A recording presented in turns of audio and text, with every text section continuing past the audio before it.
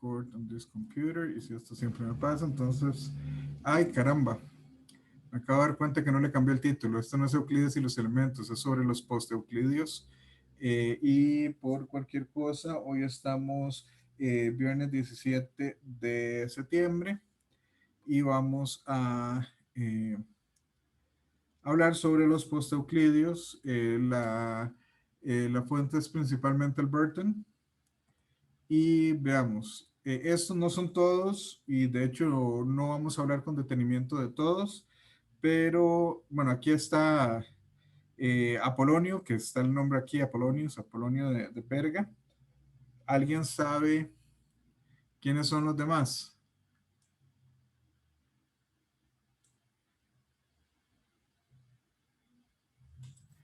El de abajo a la izquierda creo que lo vi en algún lado, pero no me llega el nombre. Creo que está en un libro. Que todos tienen algún teorema nombrado por ellos, eh, todos menos este. O sea, el de la esquina superior derecha es el único que no es conocido por geometría. Eh, pero veamos, o sea, el primero es Eratóstenes de Cirene. Uno de esos Cirene, no es Diofanto de Alejandría. ¿qué fue? Uno de esos no es Diofanto de Alejandría. Diofanto de Alejandría es en la esquina superior derecha, el único que no, o sea, que hasta donde yo sé no hay nada en geometría propiamente dicho que se le achaque a él, mientras que los demás sí. Pero sí, este es Diofanto de Alejandría, el que está como más dibujado, no sé, como sombreado. Este busto es el busto de Erastótenes de Cirene. De él sí vamos a hablar un poco más largo y tendido.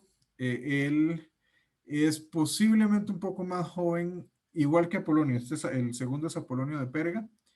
Eh, los dos son de una edad muy parecida y por lo que sabemos, quizá unas cuantas décadas menores que Euclides.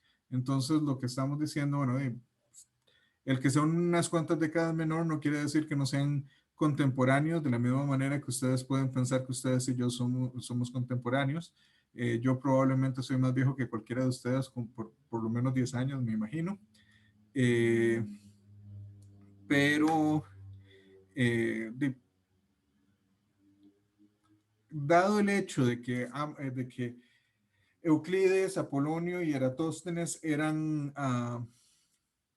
eruditos en matemática en Alejandría aproximadamente al mismo tiempo, es muy probable que se conociesen. Y de hecho es muy probable que hasta cierto punto Euclides haya fungido de algún tipo de mentor a Apolonio y a Eratóstenes cuando ellos eran más jóvenes, pero no hay nada escrito que nos asegure eso, pero el que se conocieran sería muy raro que no se hubiesen conocido. Bueno, entonces tenemos a Eratóstenes el primero, el segundo Apolonio, el tercero ya dijimos que era Diofanto de Alejandría, que él es posterior, él es de hecho varios siglos después de Eratóstenes y Apolonio. Después el de acá se llama Claudio Ptolomeo, de él sí vamos a hablar también un poco más eh, largo y tendido, y el teorema de Ptolomeo es por Claudio Ptolomeo. Y este es Herón. Me imagino que han escuchado de la fórmula de Herón. Bueno, este es el Herón de la fórmula de Herón. Y este es Menelao. También hay el teorema de Menelao, que a veces la gente piensa, ay, Menelao no es el rey de la Ilíada. Y sí, pero es un nombre clásico. De la misma manera que yo me llamo David y posiblemente en parte uh, se debe al hecho de que en la Biblia hay un rey que se llama David y me imagino que todos ustedes conocerán de gente, ya sea personajes históricos o más contemporáneos con sus nombres. Y vamos a empezar y vamos a hablar un poquito de 3 de ellos, y en el segundo video lo que sí voy a hablar más largo y tendido es sobre Arquímedes, que Arquímedes es contemporáneo más o menos con Apolonio y Eratóstenes. De hecho, muchos de los resultados que sobreviven de Arquímedes son en cartas que él le mandó a Eratóstenes. No estamos seguros si ellos se conocieron personalmente, se conocían como eruditos de la época, o sea, por carta, por correspondencia. Y Arquímedes es increíble, ahí hablaremos un poco más largo y tendido sobre él.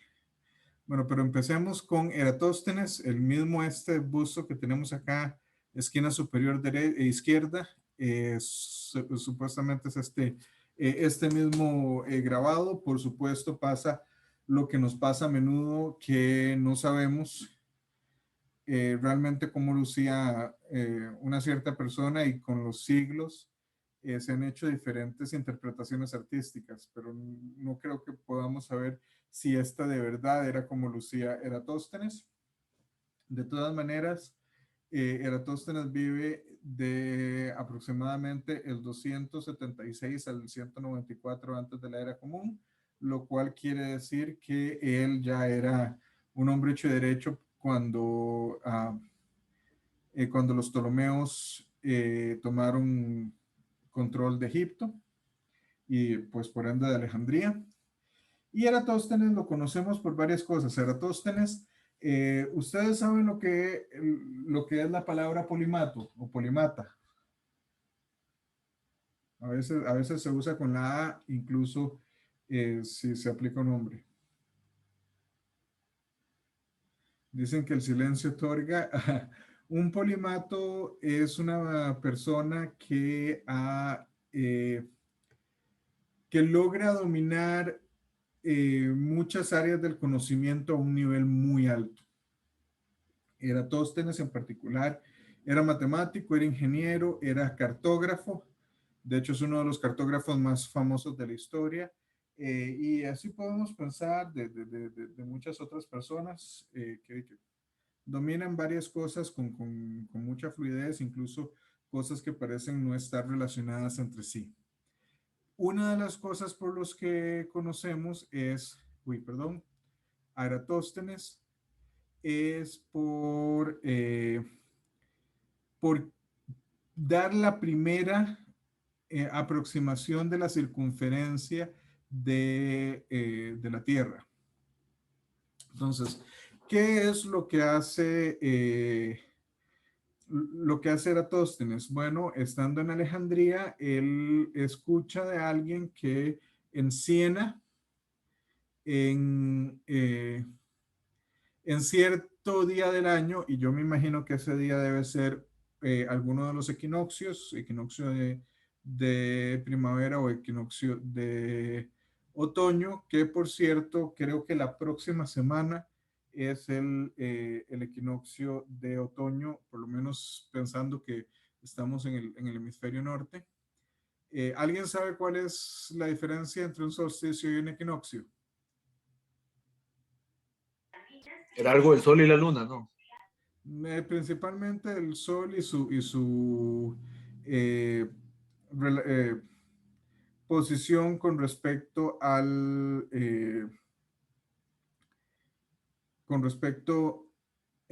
sea, la posición relativa de la Tierra y el Sol. No sé si ustedes saben, la Tierra tiene un declive, o sea, la órbita de la Tierra no gira perpendicular a su órbita, sino que hay un declive del ángulo de más o menos 23 grados. ¿Qué sucede?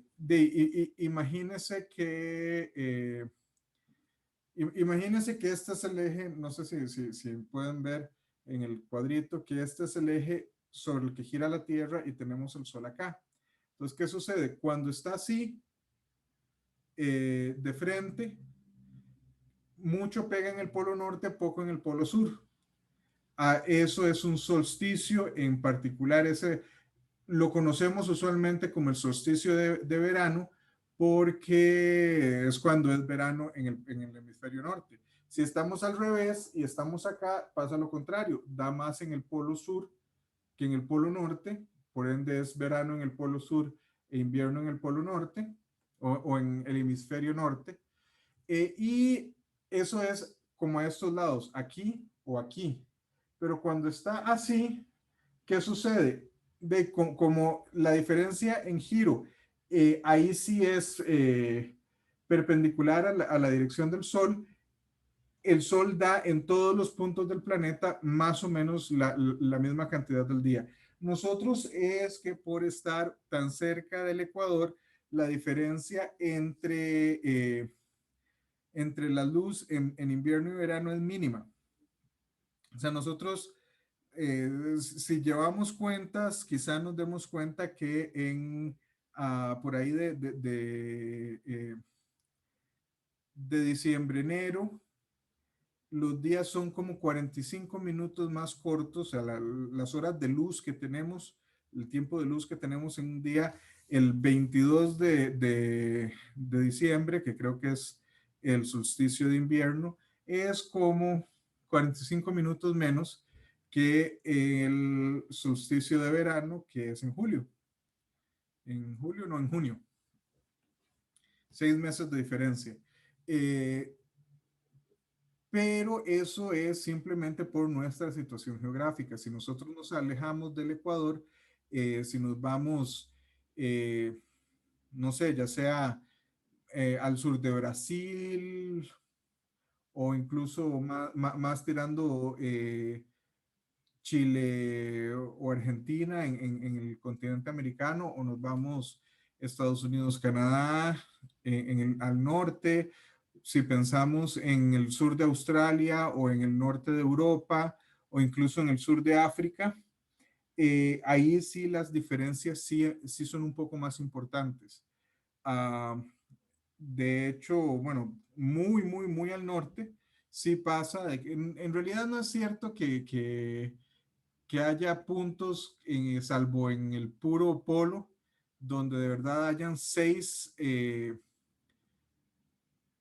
meses de oscuridad continua y 6 meses de claridad continua. No, eso no pasa, salvo muy cerca en el polo.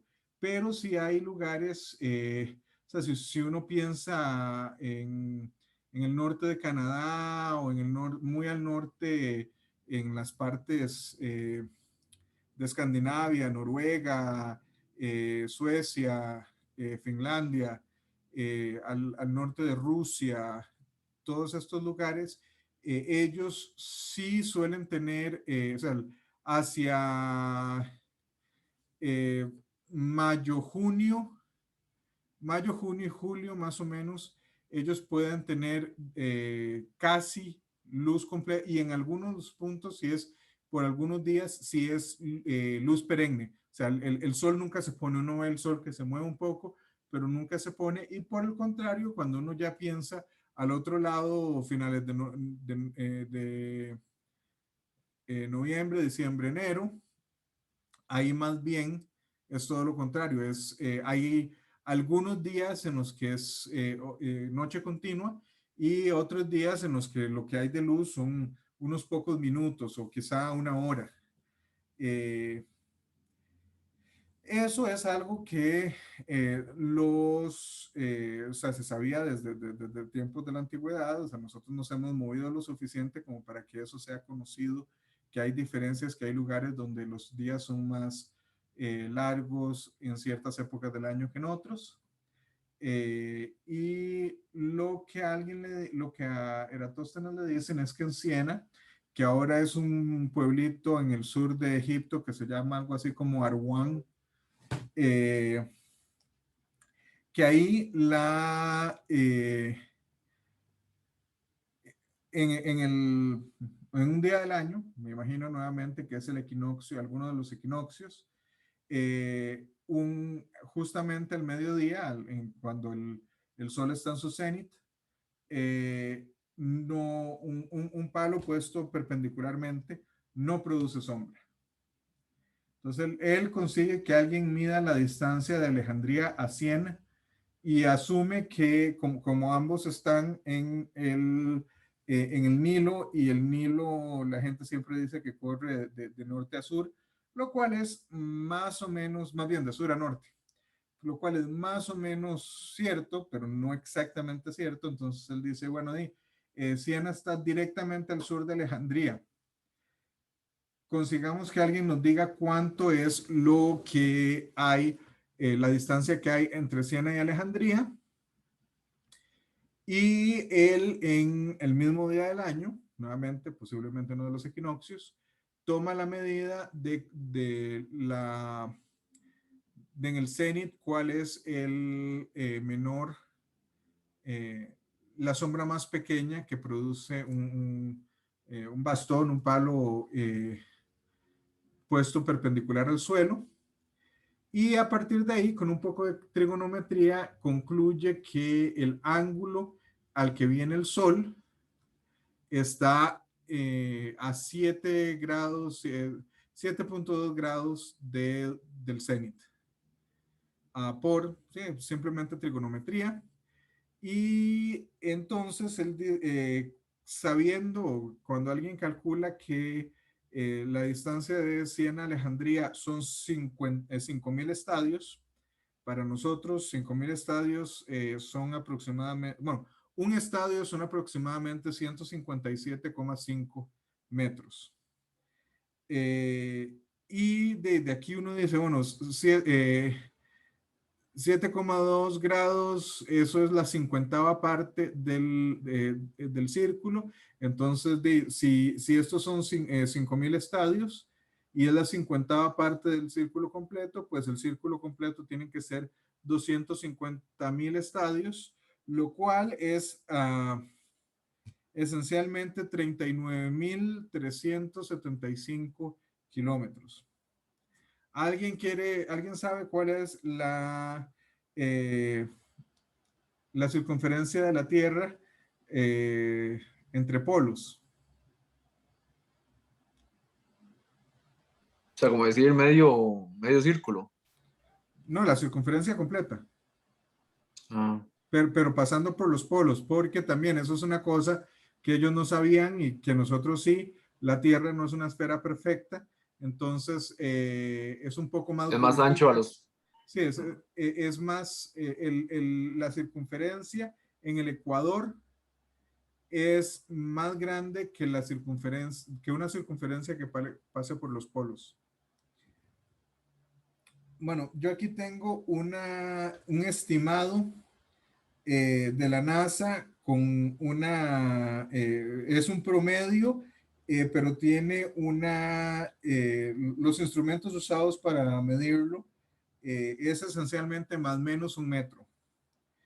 Y lo que ellos concluyen es que la circunferencia en los polos es en promedio 39.940 kilómetros con 657 metros.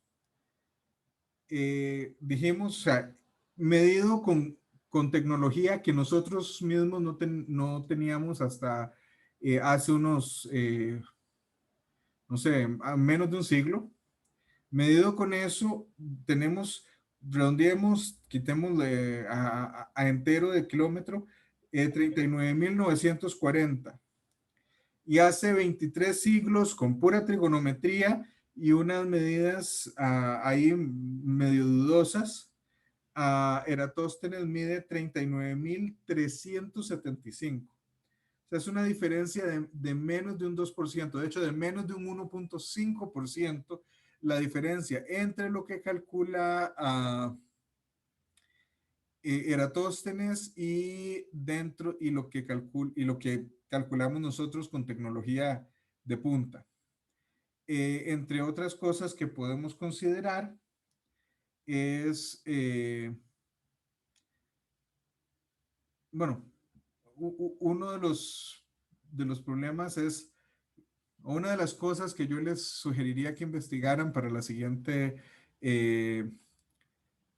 mesa redonda es justamente qué sucede o sea, qué tan suertudo fuera Tóstenes, porque en realidad nosotros, o sea, una de las cosas que él asume es que Alejandría y Siena están directamente sur a norte una de otros, lo cual no es cierto. No es, la diferencia no es mucha, pero no están en el mismo meridiano, sino están a un par de grados de diferencia. Pero yo iba a preguntar eso, porque también, digamos, en esa época, digamos, yo me acuerdo que había visto una historia así que también habían dicho lo de la, para contradecir que la Tierra es plana, que era midiendo de un obelisco de no sé dónde a otro obelisco, y básicamente lo que hacían era que el fulano iba contando pasos. Entonces, también aquí me imagino que van contando pasos y esos son casi 800 kilómetros o algo así, de distancia de un lado al otro, o sea, hay mucha probabilidad de error para que el chaval fuera tan exacto. Sí, o sea, efectivamente, ah, hay cosas interesantes y no es la única vez que nos vamos a encontrar en la historia donde se hacen estimados muy precisos a partir de información no tan precisa. Por ejemplo, una de las cosas que en su momento vamos a ver es cuando Kepler hace los cálculos de las órbitas, que son precisas, o sea, son precisas, son como 96%, 97% precisas. Y él se basa en las observaciones de, ¿cómo es que se llama? El astrónomo sin la nariz, el danés. Uh, Se me fue. Y es un personaje súper colorido, muy interesante de ver, pero en fin, se me fue el nombre de este astrónomo. Él, tomó, él toma las medidas de este astrónomo y hace los cálculos y esas medidas son súper, súper poco precisas.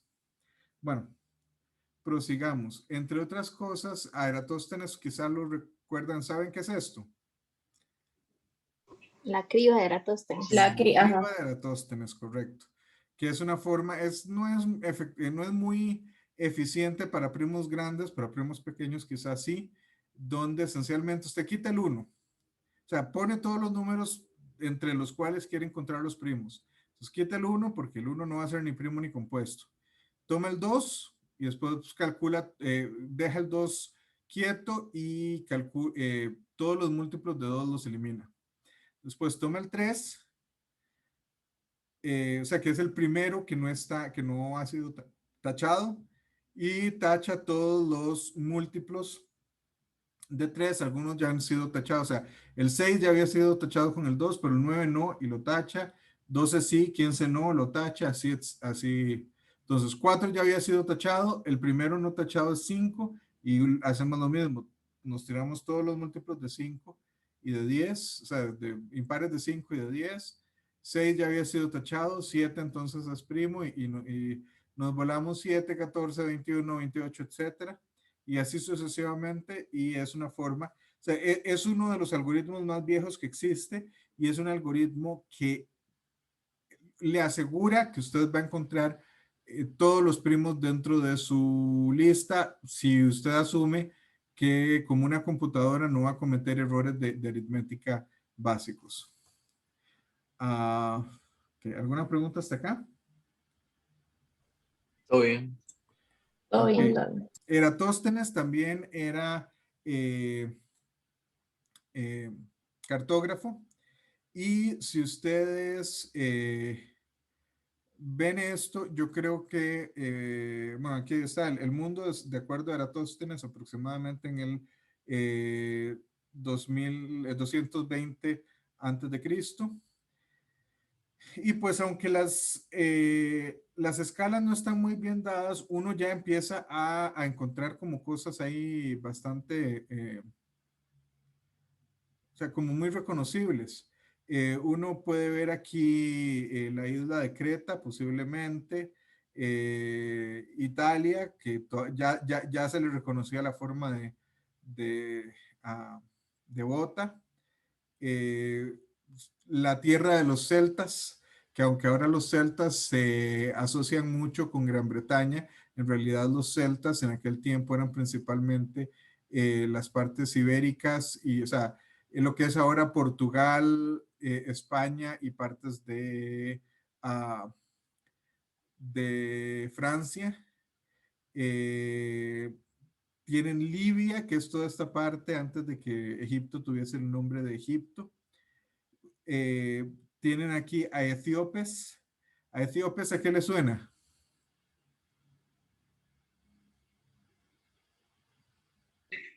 Bateando a Etiopía. Correcto, es un nombre que esencialmente sobrevive hasta hoy, pero curiosamente, bueno, Etiopía, el idioma más hablado en Etiopía en estos momentos es el amharic o amárico, y esta palabra no tiene eh, ese origen, esa es una palabra de origen completamente helénico. Ae es yo, Thio, aethio es me quemo y ops es cara. Entonces, a etíopes esencialmente es me estoy quemando la cara. Y claro, eso es porque conforme uno en África se va alejando de la costa, particularmente del Mediterráneo, se va haciendo más y más y más caliente hasta que uno llega al Ecuador y empieza a ir hacia el sur y entonces empieza a bajar la temperatura un poquito. Bueno, aquí el Golfo Pérsico y la península eh, Arabia, esencialmente. Ariana, ¿a qué le suena Ariana?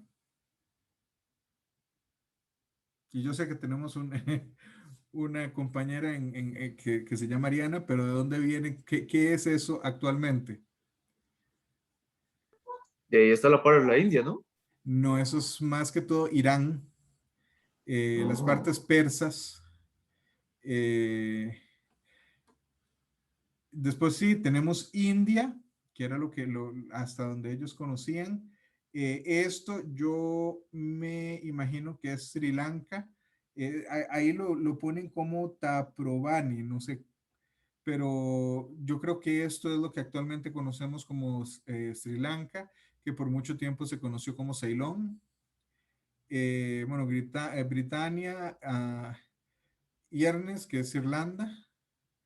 eh, Scythia, que es esencialmente la parte eh, centroasiática de lo que es ahora Rusia.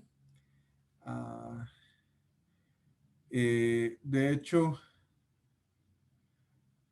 no sé si han visto una película Barcelona, o sea, una película de acción reciente que se llama, no sé cómo la tradujeron en español, en inglés es The Old Guard, la vieja guardia, que es con Charlize Theron y otros actores ahí. Y Charlize Theron es esta inmortal le dicen Andy, pero se llama Andromaques de Scythian, Andromaques de Scythia.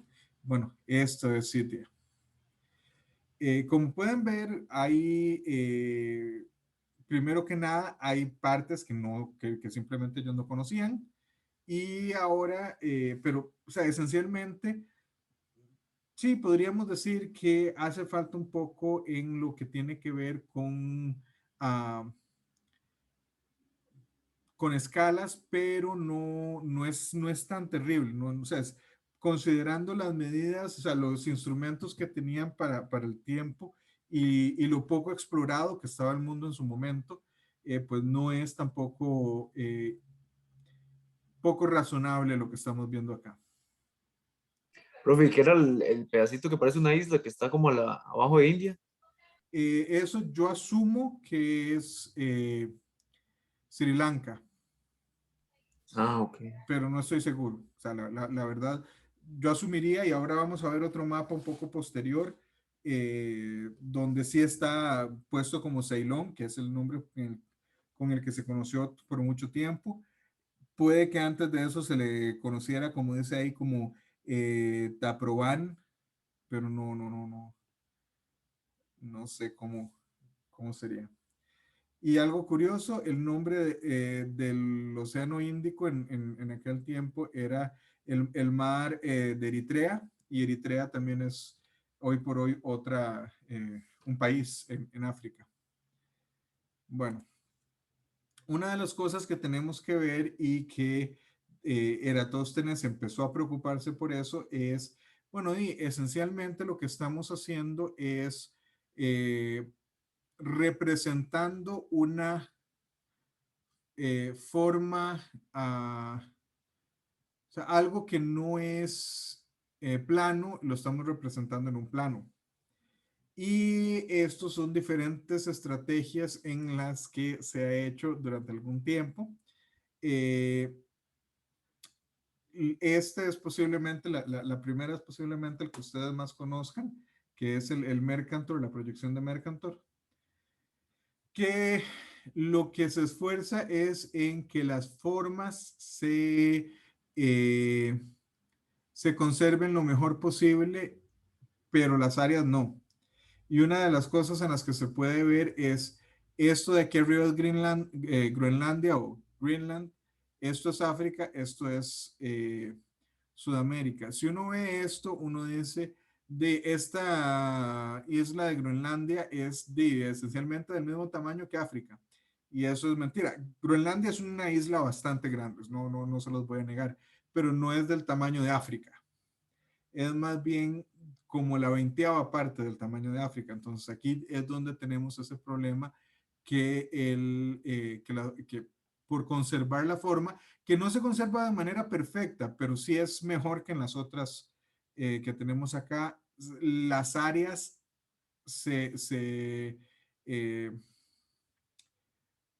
terriblemente se distorsionan.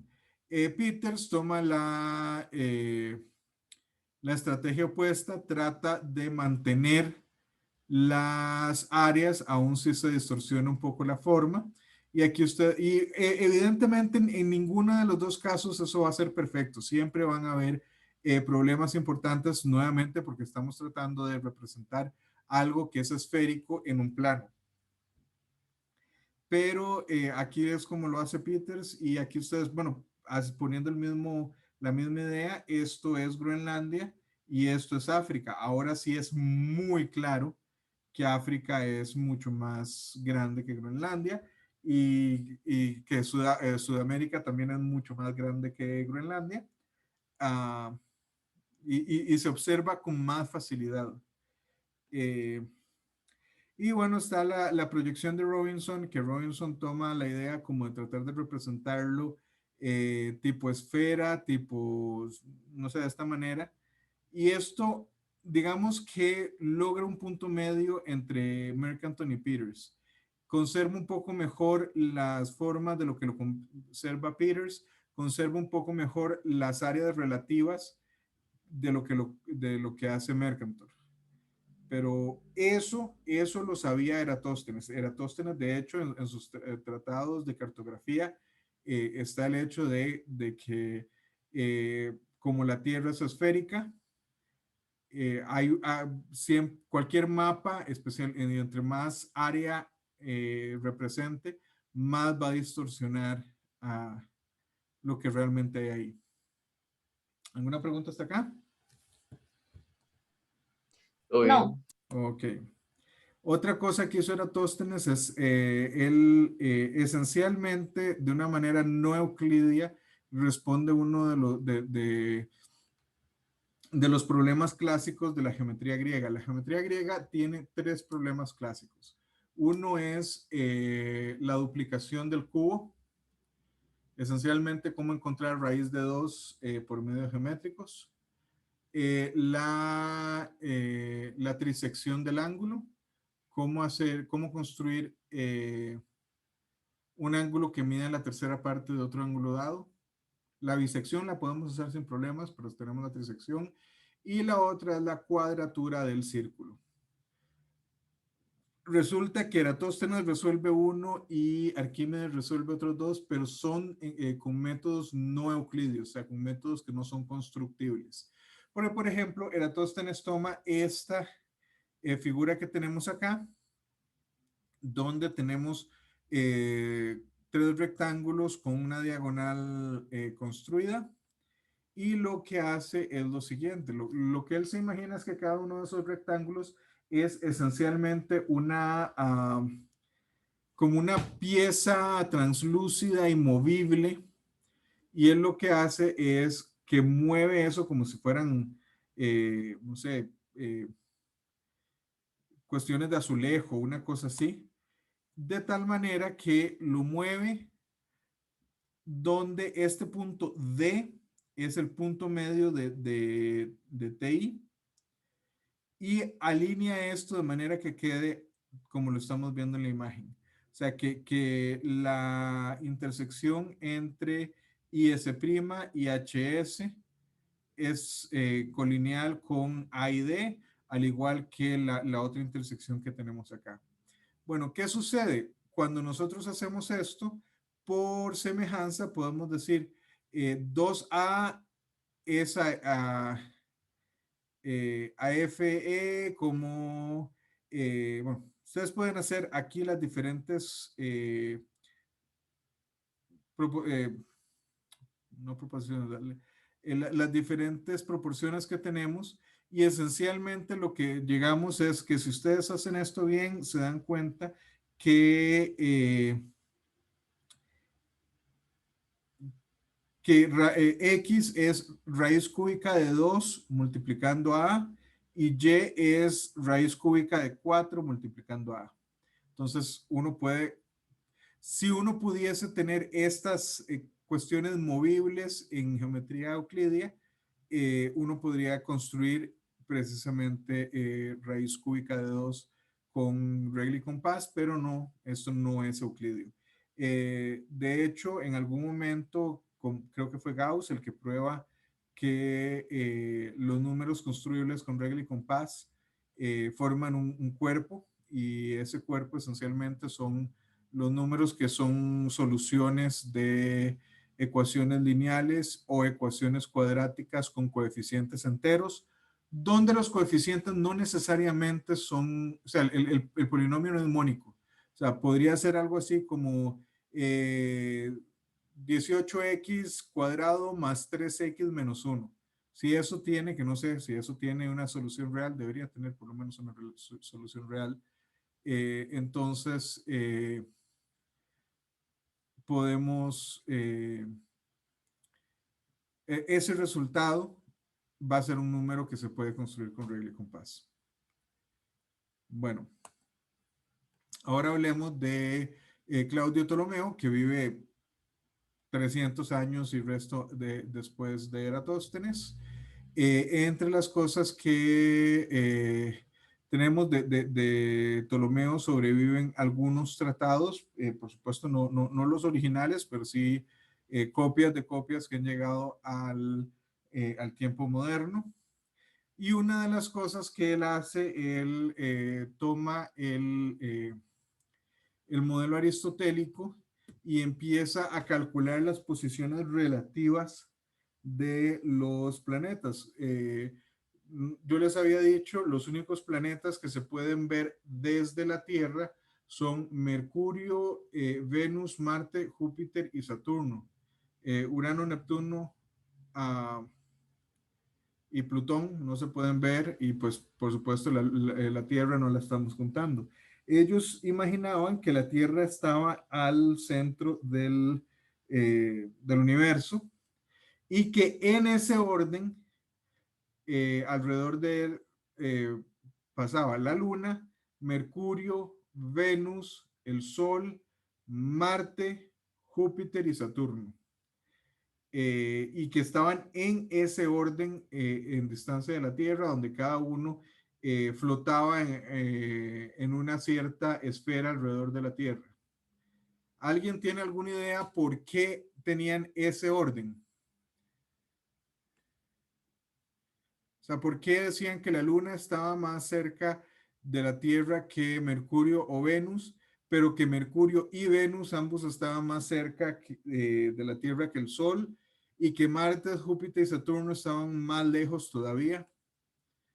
¿Tienen alguna idea? No sé si era que medían la circunferencia de lo que veían o no. No, no exactamente. Pueden irse y buscarlo y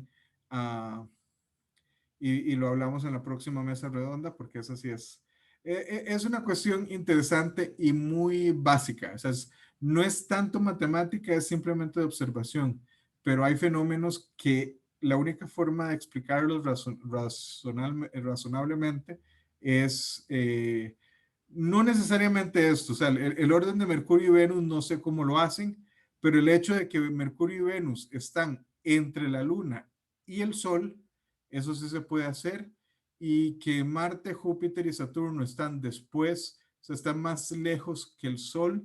Si nosotros asumimos esto, eso también se puede explicar. Entonces, para que lo busquen y es una cosa interesante. Ahora, una de las cosas que hace Claudio Ptolomeo es que ellos se dan cuenta que una órbita circular no explica bien los movimientos de los planetas, en particular si uno asume que uno está en el centro de esa órbita esférica, pero incluso si uno asume que uno está en una órbita, o sea, que uno está lejos o no exactamente en el centro de esa órbita, pues todavía hay una cierta cosa que uno no puede hacer, que no puede explicarse bien con círculos. Curiosamente, ninguno de ellos se le ocurrió que no necesariamente las órbitas son circulares, que podrían ser más bien elípticas. Y lo que hacen es, y eso es una de estas cuestiones que es más filosófica que otra cosa. Para ellos, el mundo es perfecto o el universo es perfecto porque Dios creó el universo o sus dioses crearon el universo y que la cosa más perfecta que hay, la forma más perfecta es el círculo. Entonces, por eso es que ellos asumían y se negaban a pensar en cualquier otro tipo de movimiento. Posiblemente si a Claudio Ptolomeo, con los estudios que hizo, se le hubiese ocurrido, bueno, y si ya corrimos la Tierra del centro de esta, de, de este círculo, de esta órbita, eh, ¿por qué no nos imaginamos que esto no es necesariamente un punto arbitrario ahí, sino que es el foco de una elipse? Y veamos qué sucede en eso. Si el tipo se le hubiera ocurrido eso, pues nosotros hubiésemos tenido 15 siglos antes una buena idea del sistema heliocéntrico. También Claudio Ptolomeo, con 300 años de distancia, llega y él también es cartógrafo. Y aquí sí podemos ver ya mejor varias cosas. O sea, por ejemplo, vemos Cartago, Alejandría, Egipto, Arabia, Etiopía. ¿Qué sucede? Muy posiblemente los griegos y o sea, la gente del Mediterráneo en esos siglos, hacia el siglo primero, siglo segundo, no se aventuraban muy al sur en el continente africano. Entonces, Etiopía seguía siendo como lo más al sur que consideraban, simple y sencillamente porque piensen eso. O sea, nosotros tenemos aquí los países que actualmente serían Marruecos, Libia, se me va cuál es el otro, y Egipto. Aquí hay 4. Y después viene el Sahara, que es parte de varios países, pero o sea, es un lugar difícil de transitar, incluso en tiempos modernos y en la antigüedad con más razón. Entonces, posiblemente ellos por tierra no se aventuraban y por mar, pues también quizás no se aventuraron tanto y no encontraron más al sur del continente. Pero aquí podemos ver, por supuesto, esto está puesto en inglés, no en griego, pero aquí podemos ver España, Gaul, no sé cómo traducir, Galos, quizá, la tierra de los galos, las tierras germánicas. Gales sería, ¿no? ¿Mm? No, Gales, no. Gales no, Gales es en Gran Bretaña. Ah, es que estaban ahí a la par. Son los galos, esencialmente los que conquistó Julio César. Bueno, las tierras no exploradas, que es esencialmente las estepas rusas, igual Scythia. Ellos sabían que ya para ese momento había cierta comunicación con el Silk Road, el camino de la seda o la calle de la seda, no me acuerdo cómo lo traducen en español, y sabían que había una tierra por allá que se llamaba China, pero no sabían mucho de ellos. Sabían un poco más de India, y si ustedes ven, ya las escalas todavía no son perfectas, todavía ni siquiera las formas son perfectas, pero ya esto se parece un poco más a los mapas modernos. ¿Se acuerdan? Teníamos una isla en la costa india hace un tiempo en el otro mapa que no sabíamos, no estábamos seguros. Aquí sí lo ponen como Ceilón, que es el nombre que tuvo por muchos siglos lo que hoy conocemos como Sri Lanka. Pero si ustedes ven, sí mejora en algo el, ah, de la representación de lo que ellos conocen, y claramente se ha expandido lo que conocen del mundo. Okay. Ahora hablemos en este video por último de Diofantos. Y una de las cosas interesantes, si ustedes ven, no sabemos con precisión de ninguno de ellos. Hay una cosa que tenemos que tener en cuenta que yo la he comentado en algunos puntos, pero quizá no le he dado el suficiente énfasis. Toda la gente de la que estamos hablando, es cierto, para estudiar en aquel tiempo usted tenía que ser, o sea, tenía que venir de una familia con recursos, pero no necesariamente tenía que ser de la clase dominante. Y de ninguno de los que estamos hablando hoy, quizá con la excepción un poco de Arquímedes, sabemos tanto sobre sus vidas per se, porque es cierto, ellos sirvieron bajo diferentes nobles o mandatarios o como quieran verlo, eh, pero sobre esas personas a las cuales sirvieron ellos se les recuerda bien, o sea, qué sé yo, Eratóstenes sirvió bajo Ptolomeo I. Ahora vamos a ver Arquímedes, que él, su patrón fue siempre ay, Herón de Siracusa, que era un rey, y sobre Herón de Siracusa sabemos un montón. Sabemos bastante de Arquímedes, pero no lo mismo. Bueno, lo mismo pasa, nosotros no sabemos a ciencia cierta cuándo nació, pero curiosamente, si ustedes ven del 200 al 284 hay 84 años, del 215 al 299 también hay 84 años. Y eso se debe porque entre las cosas que sobreviven de Diofantos, que puede ser eh, un poco más apócrifo que otra cosa, está este acertijo que se conoce de al menos del siglo IV. Y si nosotros vemos que Diofantes vivió en la mayor parte del siglo III, pues estamos hablando de un acertijo que estaba, o sea, que se conocían menos de 100 años después de su muerte. Entonces, quizá en ese momento todavía existían personas que en memoria viva, o sea, habían conocido a Diofantes. Entonces, no es, o sea, puede que uno piense que no es necesariamente fiable, pero no es del todo, no hay por qué pensar que no podría ser cierto lo que esto dice. Y el acertijo lo que dice es, Diofantes, su infancia duró un sexto de su vida, un doceavo de su vida después su barba creció, un séptimo después se casó y 5 años después nació su hijo. El hijo vivió la mitad del tiempo del padre y murió 4 años antes que él. ¿Qué edad tenía Diofantes al morir?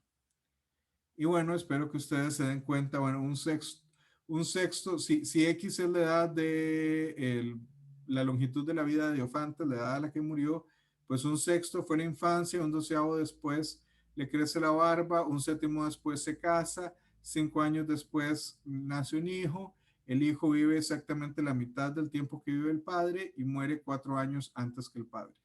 Entonces, esto es una ecuación lineal y cuando uno resuelve la ecuación lineal, claramente le queda que X es 84. Cosas interesantes sobre Diofantes. Bueno, tenemos el Arithmeticorum, que es esencialmente una ampliación importante sobre lo que tiene que ver con lo que llamaríamos hoy teoría de números, en aquel tiempo era aritmética. Y él trata un montón. Ustedes debieron llevar el año pasado o antepasado, me parece, bueno, debieron haber llevado, me parece que es de cuarto año, de tercero, teoría de números. Debieron ver ecuaciones diofánticas en algún momento. Bueno, se llaman ecuaciones diofánticas porque Diofantes las estudió un montón. Pero entre otras cosas que es interesante ver de Diofantes es que fue el primero que da una notación para ecuaciones algebraicas que se parece un poco, o sea, que es reconocible desde un punto de vista moderno. Imaginémonos que M es las unidades, entonces Rabechancho, sí, creo que es que se llama, representa la variable lineal o X. Este delta con un gamma de exponente lo representa el cuadrado. Ahora, nosotros no sabemos si esto realmente ellos lo veían como una exponenciación, estos gamas que tienen acá, o si era más como un diacrítico de esos que uno usa para escribir, como el circunflejo encima de la n para convertirlo en ñ, o el punto encima de la i. No estamos seguros. Pero entonces tenía la variable cúbica. Si nosotros tomábamos la cuadrada y lo volvíamos a cuadrar, por decirlo así, pues entonces esta era la variable cuadrada cuadrada, que era a la 4. Si tomábamos kgamma y le agregábamos el delta, pues entonces era 2 y 3, serían 5. ¿Por qué el gamma aquí va en el medio y aquí no? No tengo la menor idea. Y tenemos KK a la gamma, que ya sería, ay, Dios mío, yo pensé que había corregido esto. X a la 6. Sí, no tiene sentido porque ahí cuando es a las 6 sí lo juntan, pero en el 4 no. Sí, no tengo idea. Y por ejemplo, aquí si nosotros vemos esto, Kagama 35M12, ¿qué piensan ustedes que significa eso?